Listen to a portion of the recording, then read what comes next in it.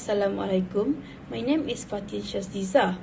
When an individual is actively looking for work and is considered to be employable, they are what is referred to be unemployed.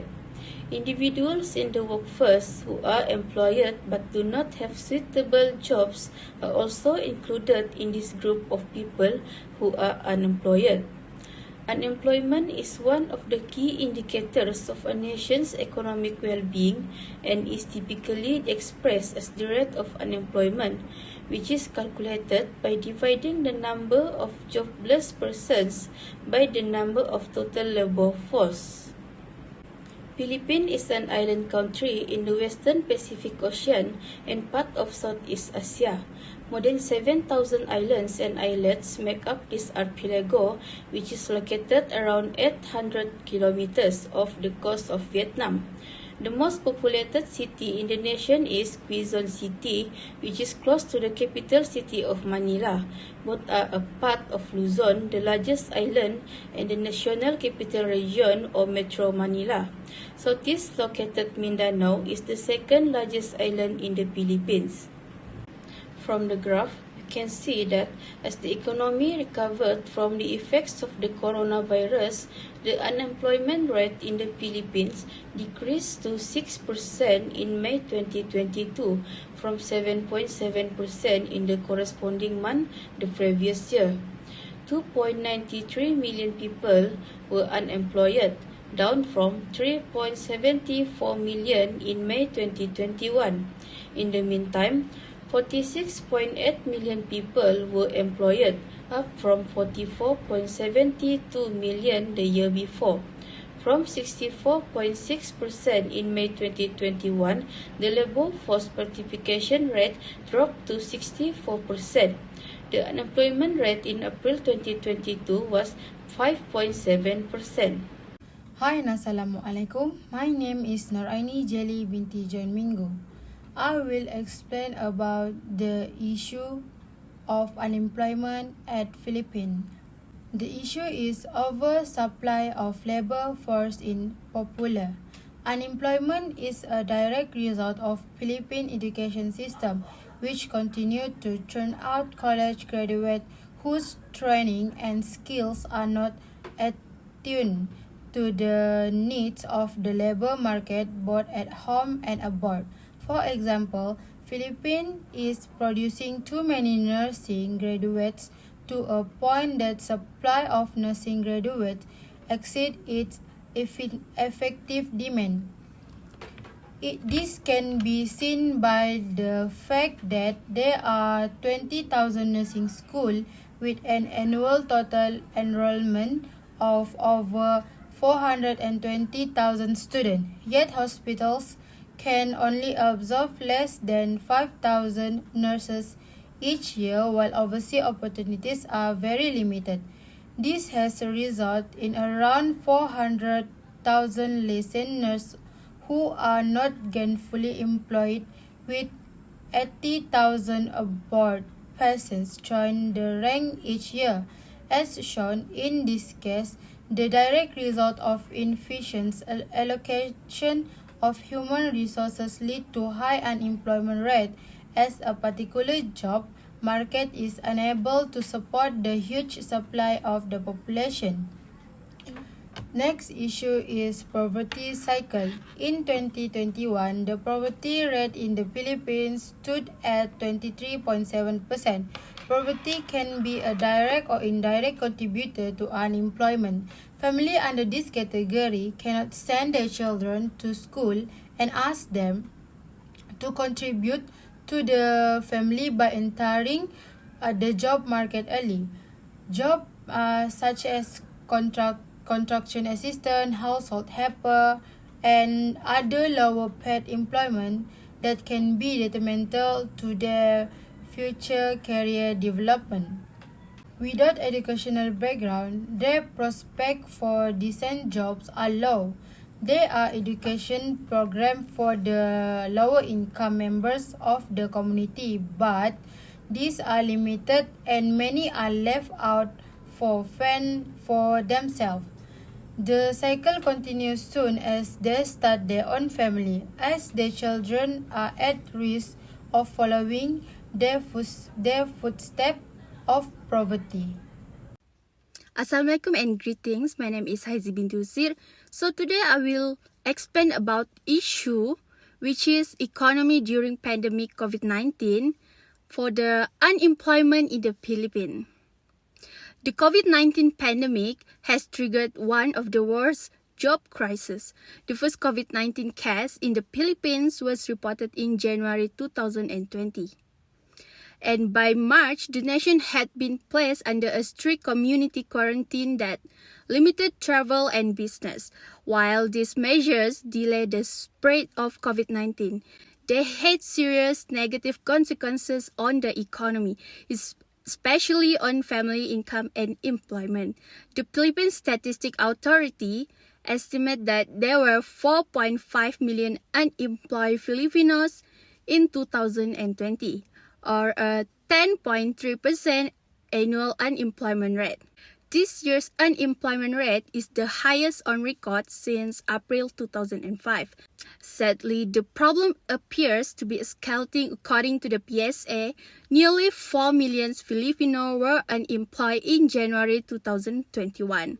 This is more than the 3.8 million person who were unemployed in October 2020 and the 2.4 million who were unemployed in January 2020.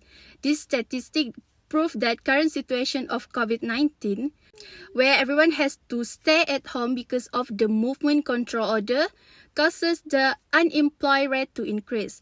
COVID-19 also forced many businesses to close until they went bankrupt.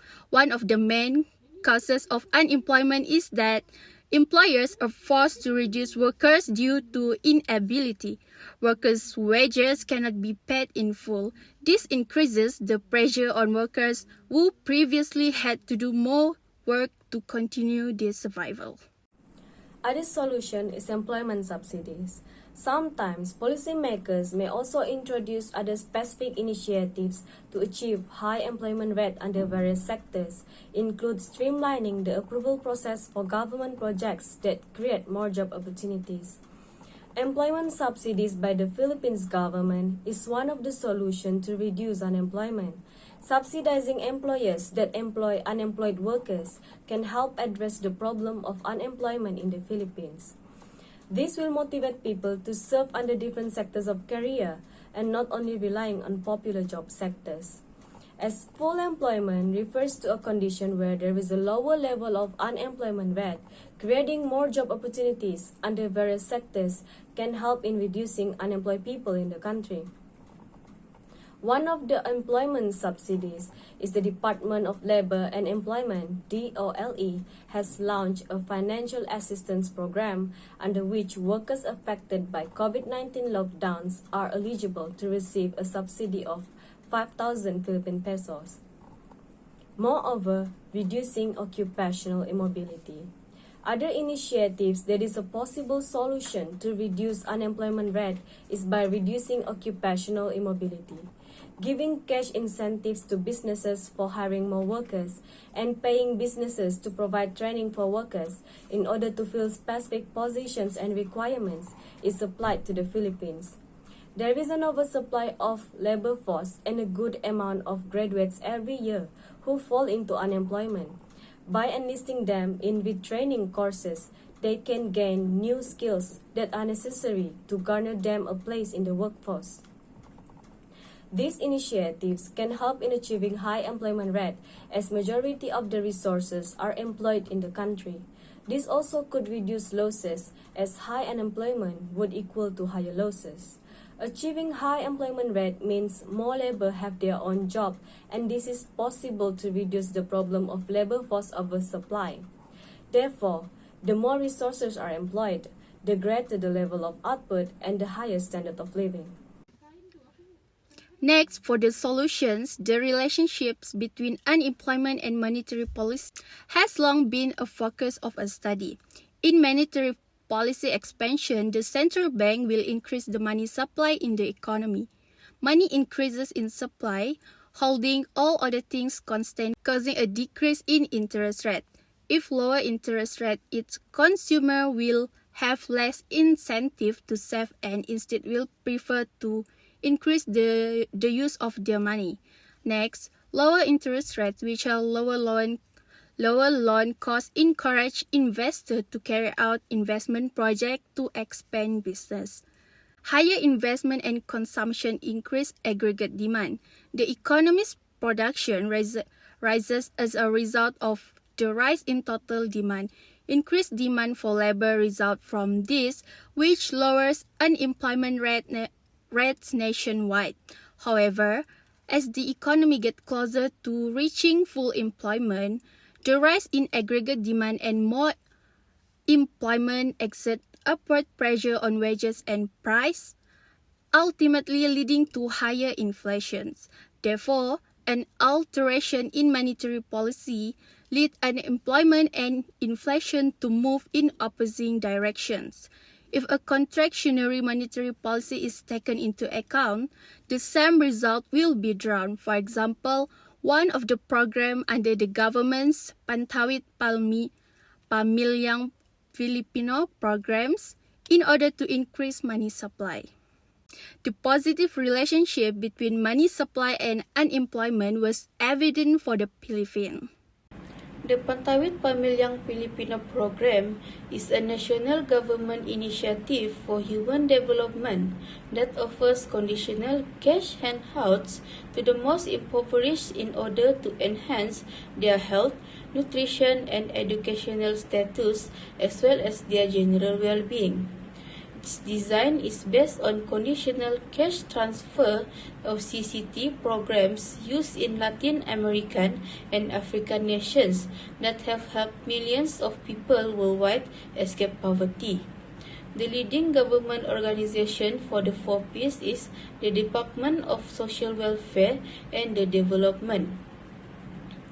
As the main initiative of the Aquino administration is to reduce poverty, the 4Ps has two goals. The primary goal is social assistance, which involves providing extremely impoverished families with financial aid in order to meet their immediate requirements. The second goal is social development, which involves ending the intergeneration cycle of poverty by making investments in the health and education of underprivileged kids. Examples of such initiatives include registering kids for daycare and schools and holding family development sessions. Assalamualaikum and hi, my name is Nur Ashura binti Zakaria. Open up employment opportunities to unemployed graduates. Graduates should be self-sufficient. Most of the unemployed graduates are recent graduates.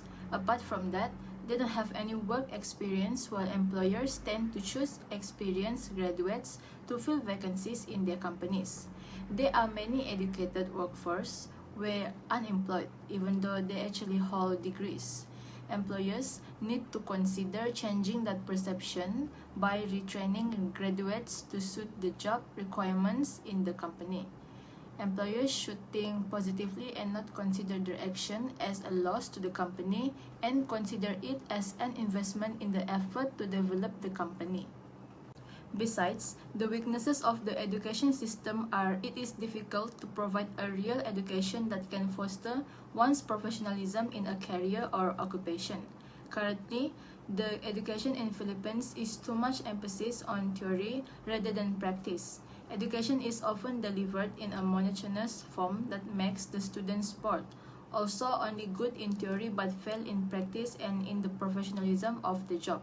Low quality of educated workforce is because we look too much at the degree without taking it seriously improve the quality of capabilities in the field in which we work. Open up job through policies, development, and training. The government must be able to issue policies that can create jobs as well as implementing such consistent policies in earnest until they are visible maximum results. The government provides extension, coaching, and job training to the community to be able to create their own jobs according to their abilities and interests, each to develop work competencies in order to improve skills, productivity and well-being. Immediately, carry out repairs, development and expansion of areas, especially underdeveloped and remote areas, as a priority by building facilities, transportation, and communication. This will open up jobs for the unemployed. Improve the skills of workers. To reduce the unemployment rate is by improving the skills of workers on a regular basis. Nowadays, the circulation of technology is rapidly, so that rumors arise those machines and computer will replace human as labor. To maintain the demand for local labor from the industry, workers need to improve their skills over time. This added value will be something that employers see as an advantage to continue to employ the employee. As human beings, we cannot run away from making mistakes, but what we can do is be better than yesterday. Thus, increasing the values and skills of each employee can prevent unemployment from occurring.